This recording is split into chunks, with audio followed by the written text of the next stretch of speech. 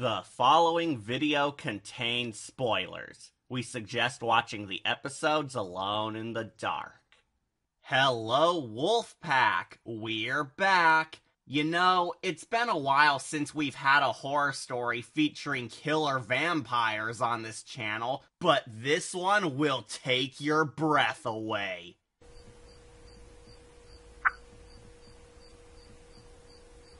Take your breath? Who wrote this garbage?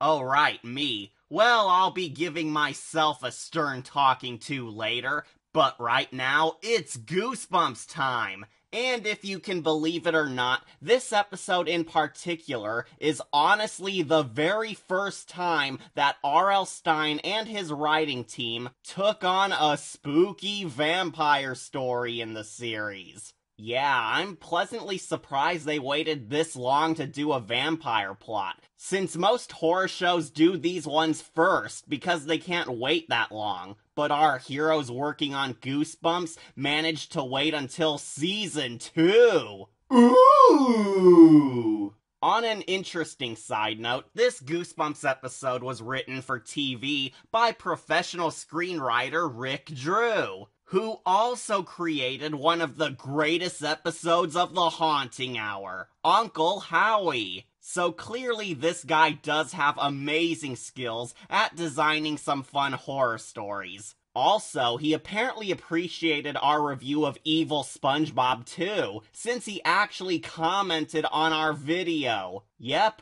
our small channel attracted the attention of an awesome TV writer of R.L.Stine stories, and the father of Uncle Howie. So, suck it, haters! All joking aside, it was a really nice moment for our channel, so thanks Mr. Drew, we appreciate the notice. But now, we're going back to check out Rick Drew's early tenure on the first R.L.Stine TV series, Goosebumps, and seeing what his wacky horror adventure involving a vampire was like. Despite Goosebumps being a pretty great show, this tale was one of those episodes that rarely ever gets talked about. I've never really heard anyone praising this episode, but it also doesn't have a reputation of being horrible either. So where does this episode land for people? Is it a classic scary story, a forgotten failure, a middle-of-the-road meh adventure? What? Well, that's what we plan to find out. A ton of our followers demand more Goosebumps reviews, so looks like they're finally going to get their wish. Their birthday wish? Hint, hint, nudge, nudge. Shut up, House. I barely remember this episode at all. I recall being way too terrified to finish it up all the way through when the vampire appears, but I never quite got around to finishing it until my adulthood. So it seems that I'll be looking at this quest from a grown-up's perspective. So let's stop wasting time and take flight. Was this Goosebumps adventure a gorgeous, disturbing creature of perfection? Or should we drive a stake through its heart and let it die in obscurity? Let's find out. This is my review on the Goosebumps TV show's first baddie nightmare, Vampire Breath.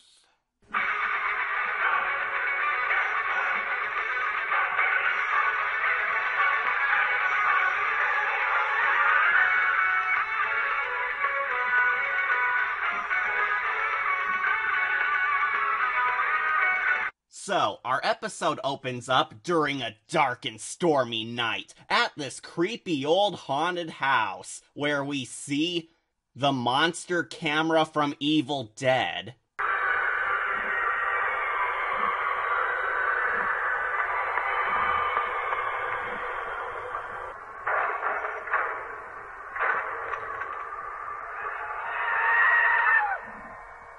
We then meet our main characters, two twin siblings who look absolutely nothing alike, named Freddie and Kara Renfield. Now, in the book, these two were not related. They were actually best friends who were staying together for the night while they had the house all to themselves. but the show decided it would make more sense just to have the two be related as siblings. Which is honestly a change for the better, because it makes the characters have a much stronger personal connection compared to the book counterparts, and it comes off less forced than just sticking two best friends in the bizarre situations coming up. So it's fine.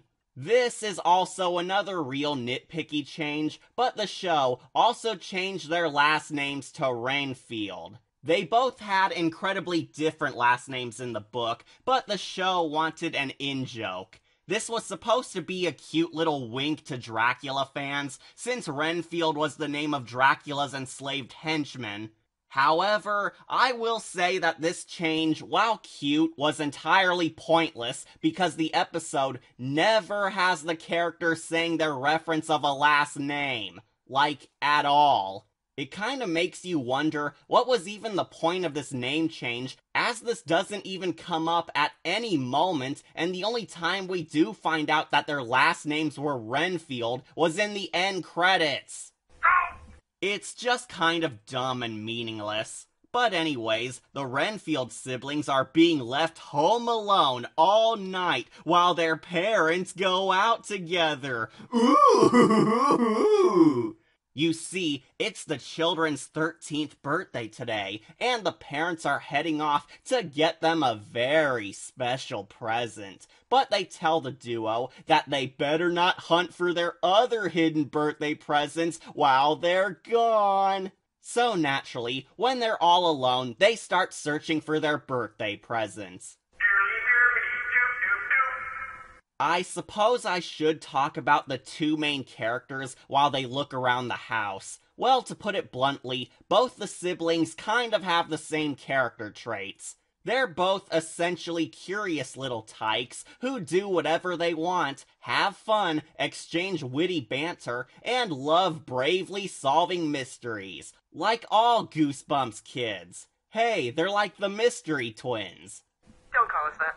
Overall, they're pretty simple characters, but I believe that they are likable enough to not want us to see them dead. So Mr. Drew does a pretty decent job at making them okay heroes. Not going to lie though, these kids are kind of hit and miss with their acting abilities. Much like Drake Bell on the Nightmare Room, sometimes they're pretty bad at emoting and reading out their lines, but they do half of their scenes pretty well. At times, they are believable actors, while other moments they should have done a second take. They just sometimes switch between giving off weak performances, then turning in fun performances all throughout the story. Some people might pick up on the terrible acting, but they do get their nice moments to shine. Not too bad for amateur Goosebumps heroes. However, the only actor in this entire episode that has anything close to noteworthy on her resume is the young sister Kara, who played Shirley Holmes from the series of the same name,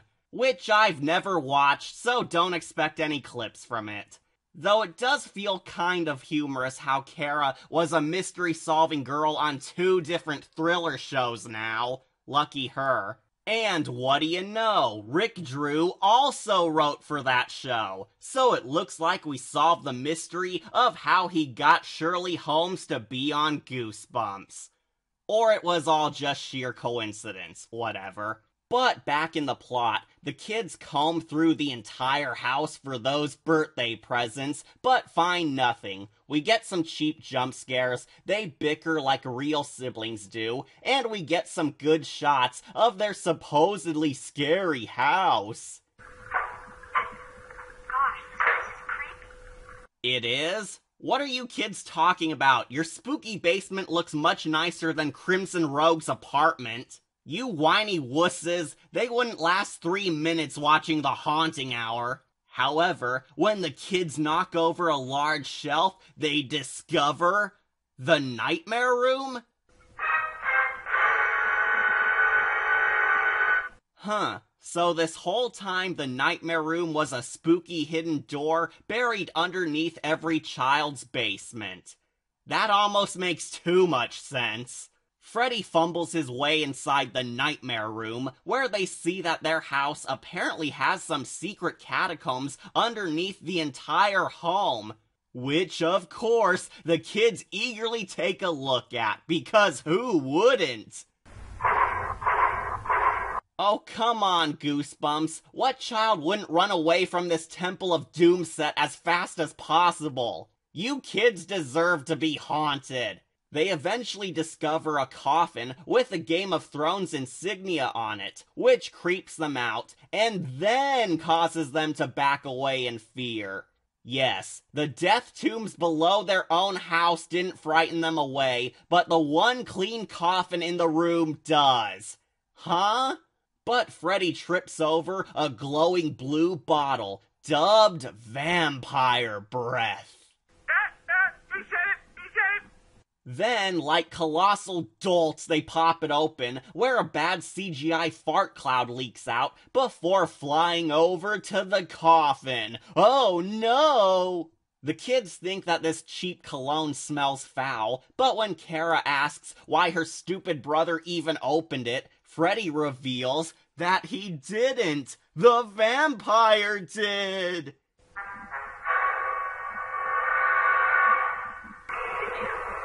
Something? Yeah. Sounded like something.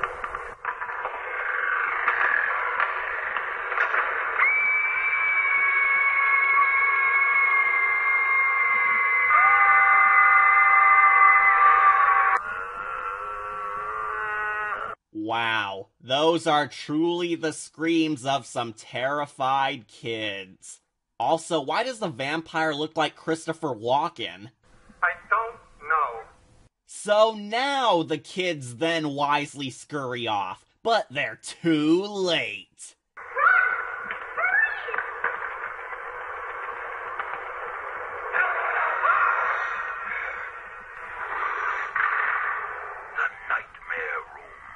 The vampire corners them and sarcastically thanks the dynamic dunderheads for awakening him, introducing himself as...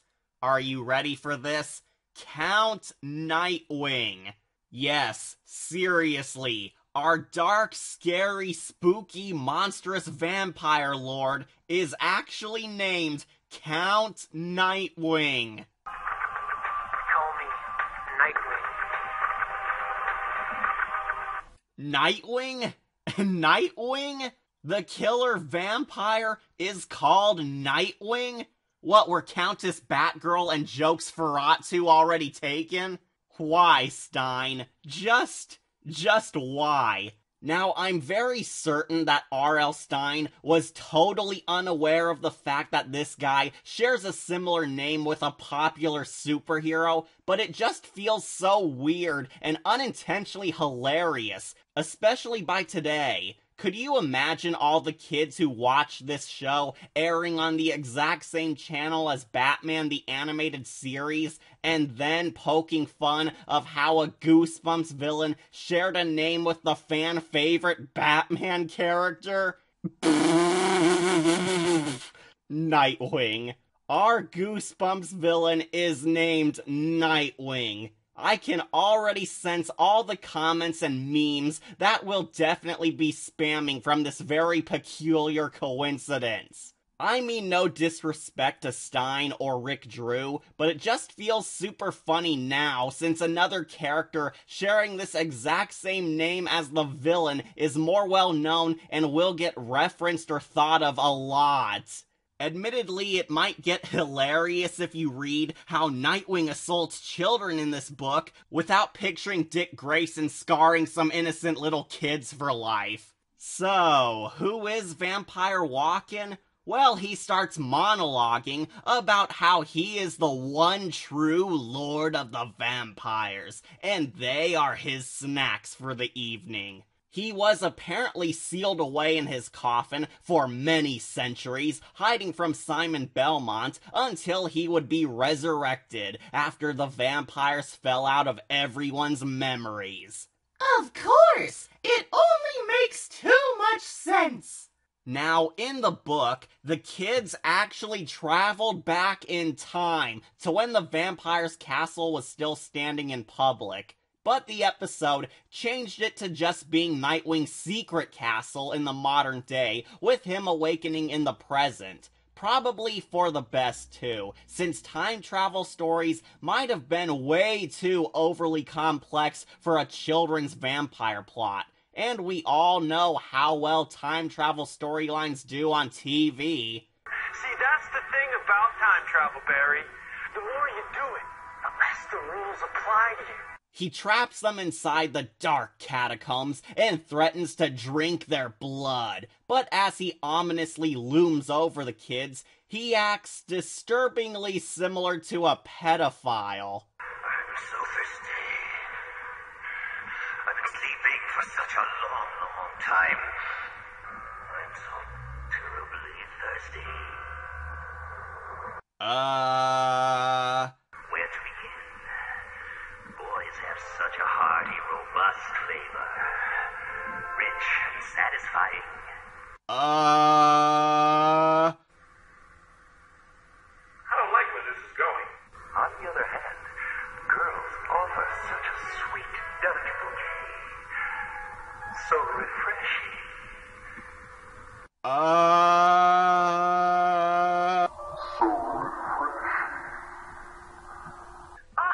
jackpot! Oh, stop.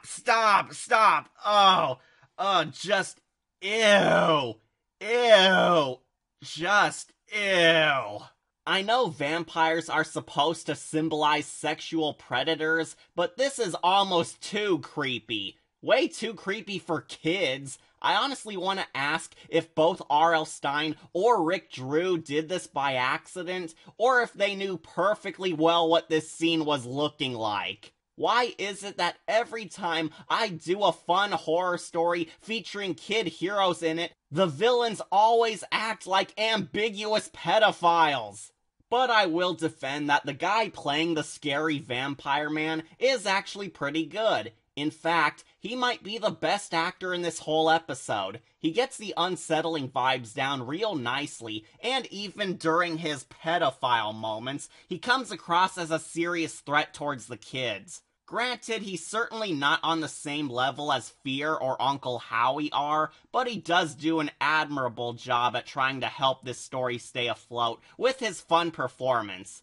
So, he's at least trying. The pedo-vampire creeps up on them, but then the kids see that he's not so scary anymore because he has no fangs.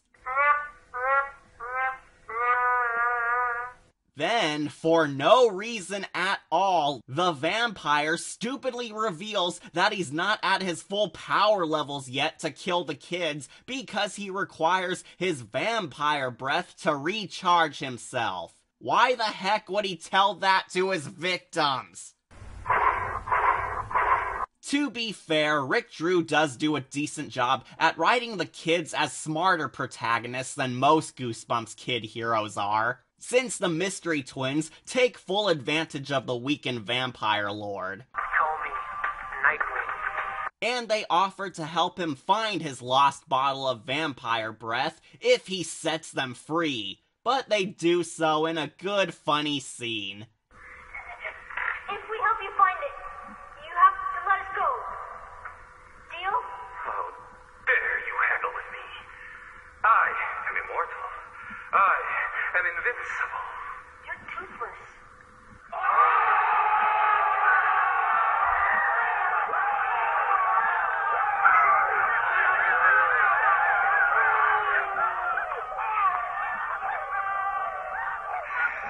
Okay, that was pretty hilarious.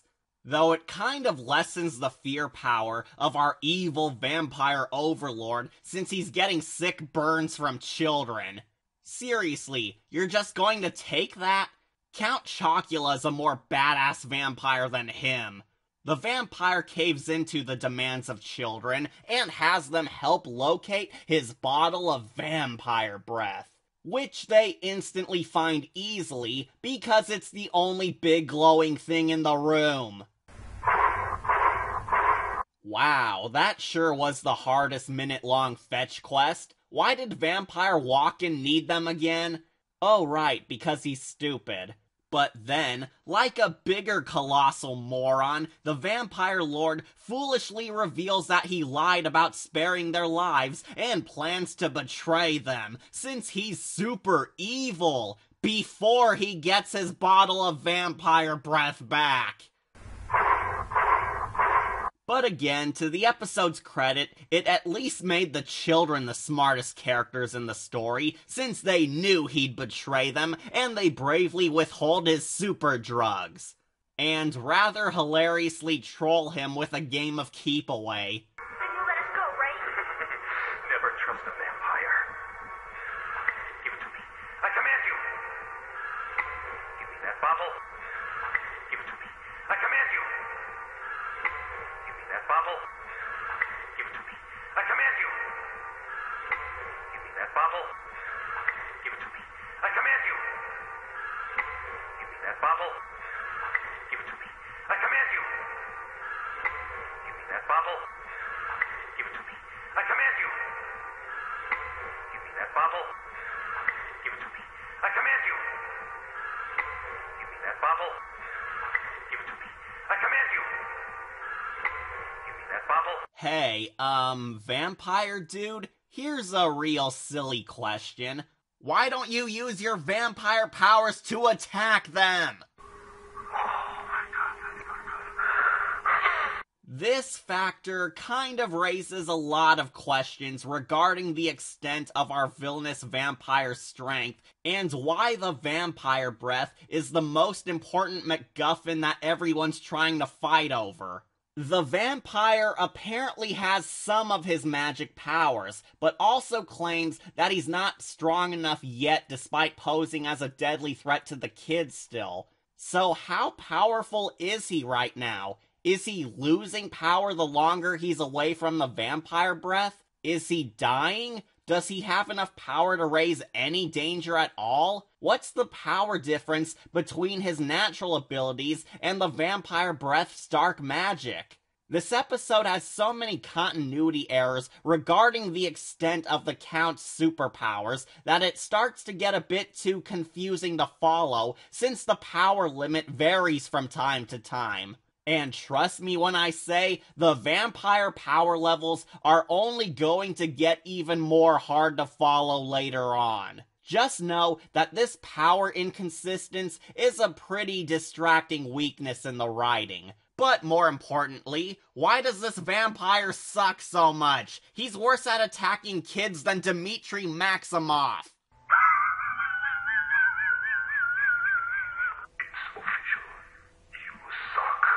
Oh, come on. I am so evil. I've even told Oprah about it, you know. Get out of here, Dmitri. The characters fight over the magic bottle, but uh-oh, idiot doofus Nightwing accidentally causes the kids to fall down his secret funhouse slide.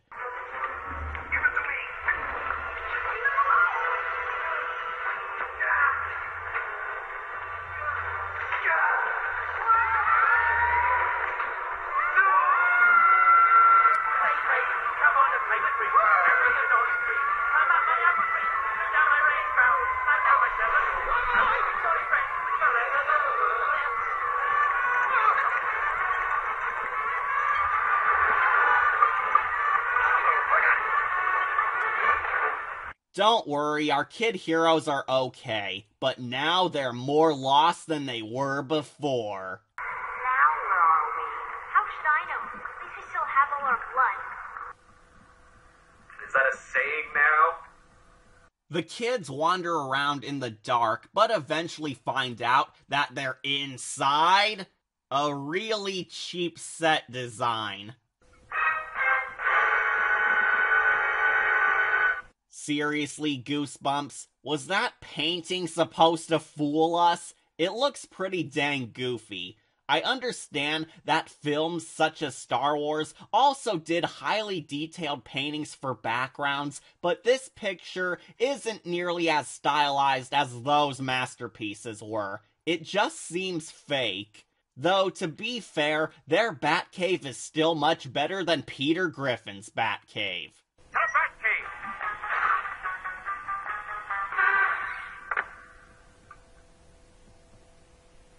Uh-oh. Now, while I still think this obviously fake painting looks super cheap, here's the funny thing. The physical set designs for the cave actually look outstanding. Seriously, this Batcave actually looks pretty great when the kid heroes wander around the dark sets and interact with the solid vampire tombs. Why the heck didn't you just show us the practical set designs to reveal that we were in a wicked vampire base over that stupid drawing? Goosebumps' practical set designs are really cool. The CGI and green screens are just awful. Please revive practical effects, people. Oh, by the way, you see how there's an army of vampires based on those hundreds of coffins shown in the drawing? Well, guess what? Those vampires never do anything for the rest of the story. The kids explore the spooky Batcave, where they encounter a strange, scary little girl who introduces herself as Gwendolyn, who's apparently Count Nightwing's pet little girl.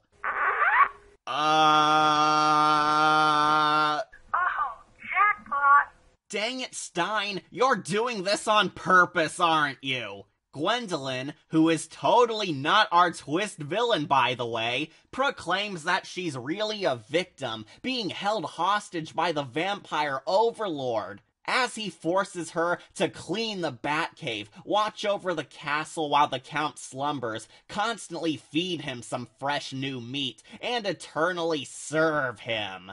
Hopefully not sexually. She's basically a slave to the vampires, working for them under threat of death. But naturally, she's had enough of the vampire oppression and seeks to kill them all, just like the kids want to. But the only way to do so is if they had the magic of the vampire breath. Which made me ask, why the hell hasn't she rebelled against them before? Gwendolyn has evidently been held prisoner down in this cave for centuries, but never once thought of heading upstairs to steal the vampire breath bottle that Vampire Walken carelessly leaves in the middle of his room every day and slaughter him in his sleep. Why? I guess that funhouse slide is too difficult to climb up for her. So the kids team up with Gwendolyn to defeat the vampire overlord together. But uh-oh, they lost the vampire breath bottle while falling down the fun slide, meaning they must find it before the Count finds them. They scout the whole cave for the missing bottle, but Gwendolyn frequently gives us her bad acting. I don't mean to be a dick to this little girl, but her acting is just so terrible. At least the Mystery Twins only had some bad acting scenes from time to time, but they ultimately make up for it with an equal amount of good scenes. This Gwendolyn girl is just so monotone and ridiculously goofy that it just feels hilarious.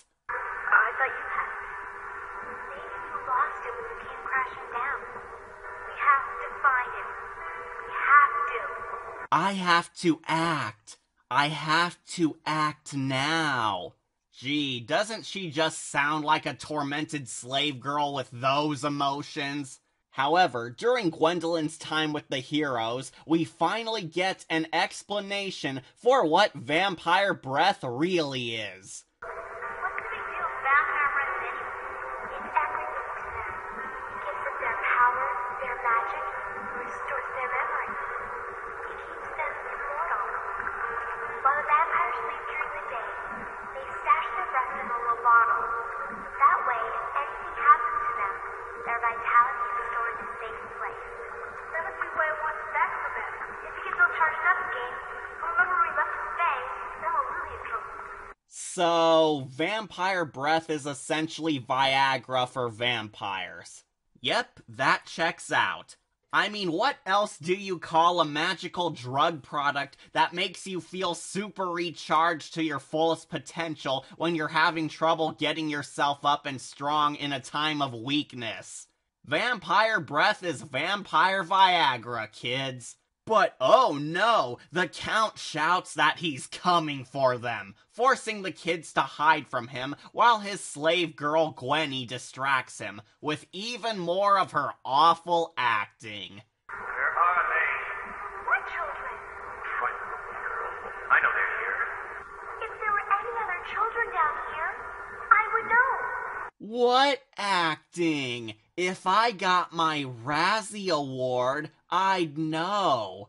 This chick is terrible. Luckily, Freddy finds the vampire breath, but hides with it inside one of the coffins. However, the Count Call me Nightwing. effortlessly finds Kara, because like a total moron, she has to look outside of her secret hiding spot to see if the bad guy is close by.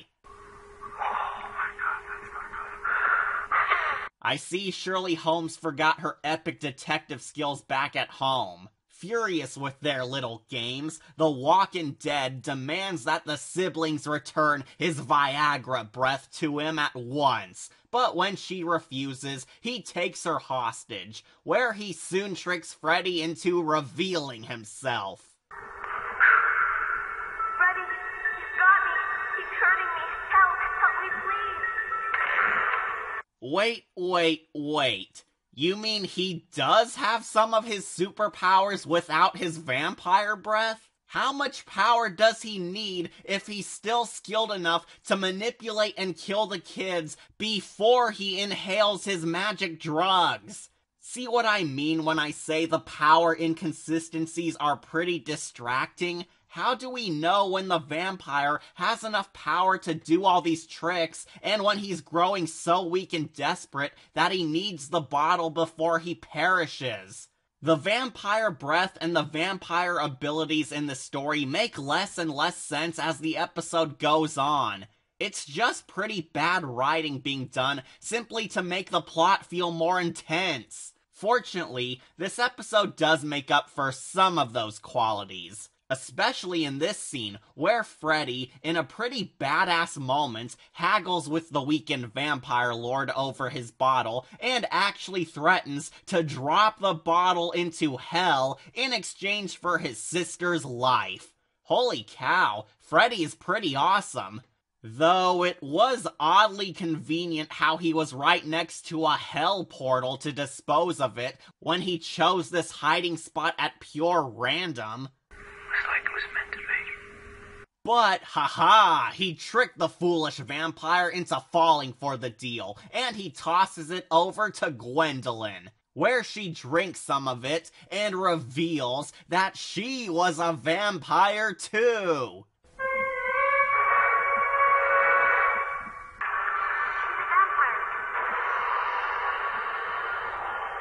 course she's a vampire. A greedy little vampire who dares to rob me of my breath, my very essence. Yeah. This was a pretty weak twist. Of course she was a vampire all along. How else would a small 6-year-old girl live as a slave for hundreds of years in a dark bat cave with no food or water or sunlight unless she herself was a monster too? I mean, did any of you guys watching this really thought that this creepy little girl was a normal human child? Was anyone surprised that the creepy little girl who served a monster for years was a monster herself as well? This twist sucks, and you kind of see the betrayal coming a mile away. Who the heck didn't predict that this obvious ominous character wasn't a vampire too? It's so obvious. Mr. Mayor, if you want to see the real vampire, look in the mirror. I can. I'm a vampire.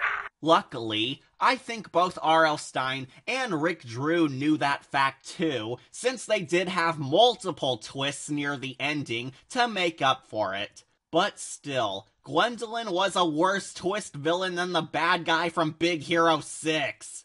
The D&D vampires then duke it out in a wacky fight scene while the mystery twins escape with their lives. But come on, this wacky fight scene is so awkwardly hilarious. How can you not laugh at this silliness?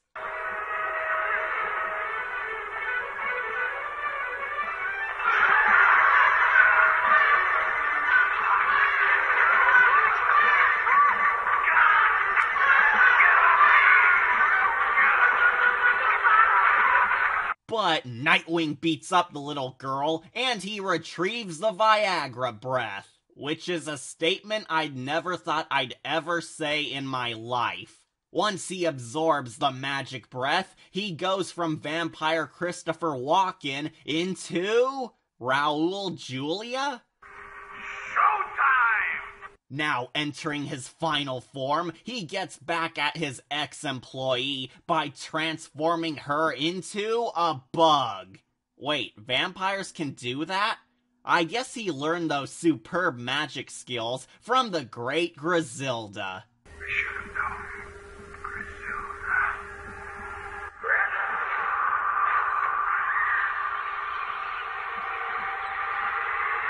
The kids try running for their lives, but Count Nightwing pursues them in this pretty good Scooby-Doo chase scene. I know I mock these cheesy horror scenes, but this one is actually pretty great and very intense. But let's not skip over tradition. Scooby-Dooby-Doo, where are you? We got some work to do now. Scooby-Dooby-Doo, where are you? We need some help from you now. Come on, Scooby-Doo, I see you. Pretending you got a sliver. You're not fooling me, 'cause I can see the way you shake and shiver. You know we got a mystery to solve. Scooby-Doo, be ready for your act. No hold back. And Scooby-Doo, if you come through, you're gonna have yourself a Scooby attack. Scooby-Dooby-Doo. Hey, wait a minute. Why doesn't the vampire use his magic to teleport to the exit like he did earlier in the episode? Great continuity. The kids make it out perfectly okay, just in time to bump into their parents and their weak line reads. What in the world happened here? What happened to my acting? They beg the adults for help, but oh no, the Count makes it up too. Call me Nightwing. However, we then get to our twist ending. The parents reveal that the vampire is actually their long-lost grandfather, and that he's been buried underground this whole time because he was one of the family. That's right, Count Nightwing is related to their mother, and our heroes are really his grandkids. They were all family all along. You're like my grandpa? Grandfather. Ah, that's cute. I like that. I thought this felt familiar. Yes, this is a prototype version of Grandpires, though a pretty decent one minus all my complaints. But yeah, the whole family are all vampires. The parents, their grandpire, and even the kids. You see, the twins weren't showing any signs of their supernatural heritage for years until on their 13th birthday, they would pass the vampire rite of passage and grow all their creature abilities at midnight, like all vampires do. And also like the clown species, apparently, because they did this precise twist too. Only difference is that the mystery twins unlocked the happy ending, while Chris the Clown might have gotten gang raped. So the vampire twins were clearly the lucky winners in all this. They were growing into vampires tonight, exactly on midnight, which is why they retained their human traits this whole time. And I must admit, it is pretty hilarious how Grandpire apologizes for almost murdering his own grandchildren in cold blood like it was nothing. Don't be shy, kids. Come give your grandpa a big hug. Grandpa?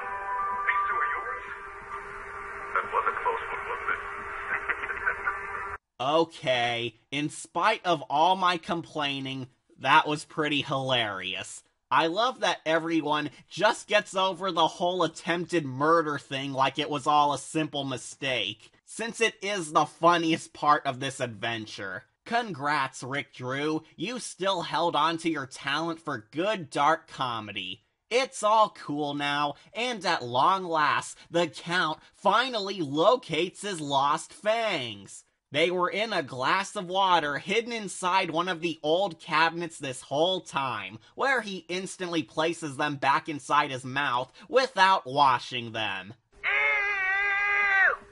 Oh, gross. That water is like 1,000 years old, bro. Ugh. Whoop, that's classic Grampire for ya. I'm a vampire, and I've come to suck your blood! This game's been giving me a rash! At last, midnight finally strikes, where the kids grow out their new vampire fangs. Wait, if vampires naturally grow in their fangs like puberty, then why the heck does Grampire need to wear false fangs? Great continuity! The parents also tell them that they got their kids a special birthday present stored upstairs in their bedroom, as the episode weirdly closes out on the Fresh Prince of Bel-Air theme. No, seriously, this wacky comedy episode plays out the Fresh Prince music. Happy birthday! Now for your big surprise. It's upstairs in your room.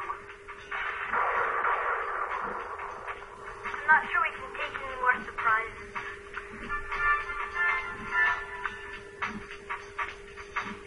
Now this is a story all about how my life got turned upside down, and I'd like to take a minute, just sit right there. I'll tell you how I became the prince of a town called Bel-Air. Was Rick Drew just tired from writing this all night and was listening to Will Smith while he worked? I mean, that's the only theory I can come up with. Why did we end a vampire story on hip-hop? It's just so random, even for a goofy comedy episode. This soundtrack was worse than that infamous end song from the Haunting Hour classic, which we won't speak of ever again. No, don't play it. You better not play.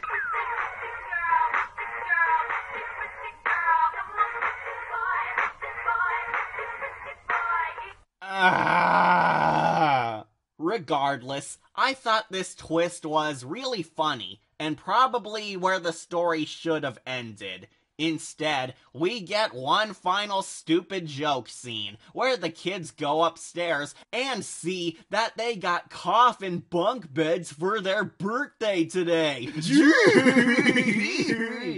Then they immediately go to sleep in them, even though they are vampires now, and vampires are supposed to be up and about at night. Great continuity! These vampire powers are horribly inconsistent. And that's the end. Yep, the kids got stupid coffin bunk beds, and they go to sleep like nothing that important just happened. Night. Night.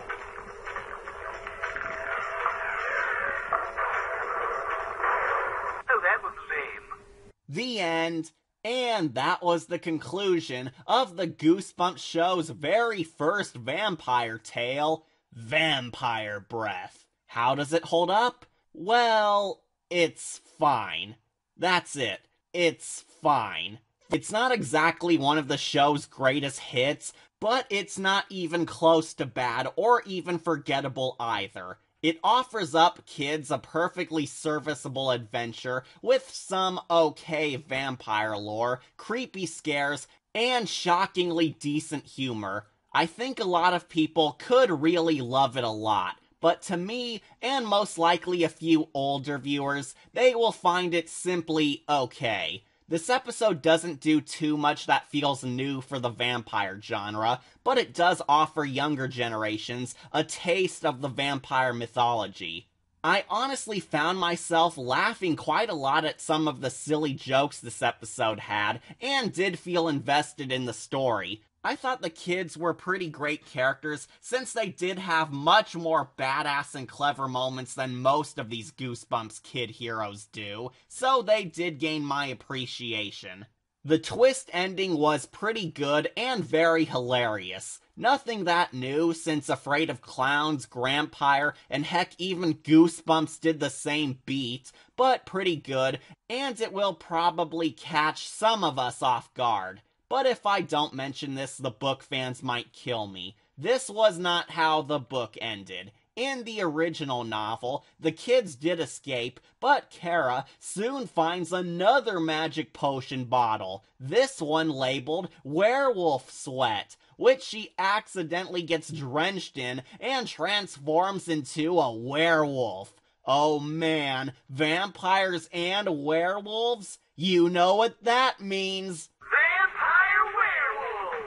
It was pretty dumb too, so I can understand why the showrunners might have thought that this stupid coffin bunk beds ending was a better finale. Though if you're still ticked off about the ending being changed, well, don't worry, because Grampires kind of did a similar twist ending on their own story. I didn't have a special connection to this Goosebumps book, so I was okay with this version, going for a slightly more comical conclusion to impress the kids. However, it was far from being something outstanding. There were numerous idiot moments, not from our kid heroes, but surprisingly, from our grim villain of all characters. Some of the acting is lousy. Gwendolyn was kind of wasted since her dark fate in the end and role as a tragic imprisoned slave girl serving the vampire family for all her life doesn't even get a passing mention. And what I thought was worst of all was how the vampire powers were handled. Count Nightwing only has some important powers when the plot demands it. He's weak only when the kids need to pull a con over him, and his vampire breath really raises more questions when we discover that some of the vampire family members do have their own natural powers once growing up. It just felt like very muddled continuity and a tad confusing for why vampire breath was the only thing empowering the vampires when so many other vampires broke that precise rule. And don't say, well, it's just for kids. Can't you let the kids have their fun? If anything, kids are going to be the most invested in this horror story, and they would be just as confused over the extent of the vampire powers too. It feels like R.L.Stine wanted to add his own spin on the vampire genre, but in the end it felt pretty insignificant when we just do a Scooby-Doo style mystery in the end. Thankfully, I do still think that this episode has its great moments too. Rick Drew seemed to be a little self-aware of how stupid this story gets, and I think his silly jokes were all clever winks to the audience to not take this adventure too seriously. Especially since the ending goes for pure comedy and embraces how goofy this all was. Granted, some jokes do miss, but the comedy did have its hilarious bullseyes, and it doesn't feel insulting like Poop de Fromage and Bad Egg were, so I can see that Mr. Drew did have his humor skills intact, and I love seeing the type of jokes that he would grow into Uncle Howie down the line. I think it does have some scary moments after all this time, but overall, I would say that Vampire Breath leans more towards comedy, since it ends on a surprise goofy ending like The Walls did. Heck, the main villain kind of sucks in this, but since it was a comedy overall, it kind of justifies that idea, as if to imply that it was done on purpose. So I think it's an alright comedy. Some viewers might love that, but others might just blow it off. I myself thought it was okay. Not Goosebumps at its best, but more or less a wacky filler episode with some love letters to the vampire plot devices. Nothing too deep, but it is kind of fun. So, I grant this alluring nightmare a silver skull. This episode was simply alright. It could have been something fantastic if the writers buckled down on the vampire lore, but the hilarious gags and goofy comedy does kind of salvage it for me. If you still really love this episode a lot, then go ahead. It's not the worst story ever, and clearly something that not a lot of people will fight over sucking when we've had worse Goosebumps plotlines. Would I recommend this? I shall say yes.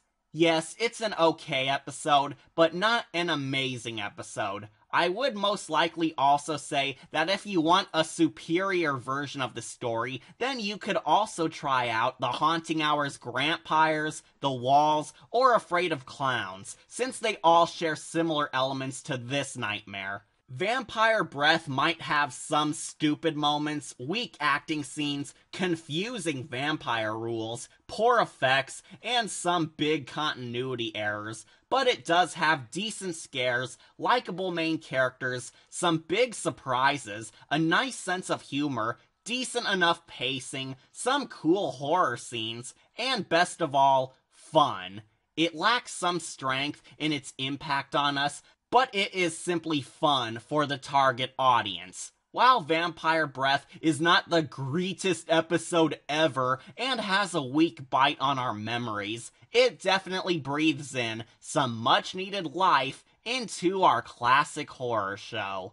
Remember to like, comment, share, and subscribe, or just tune in for more videos posted here on Wolf Entertainment. I'm your host, Catastrophe, and I hope you always remember to keep your grandparents' meds close by to them at all times. Otherwise, they might accidentally kill the children. See you all next time!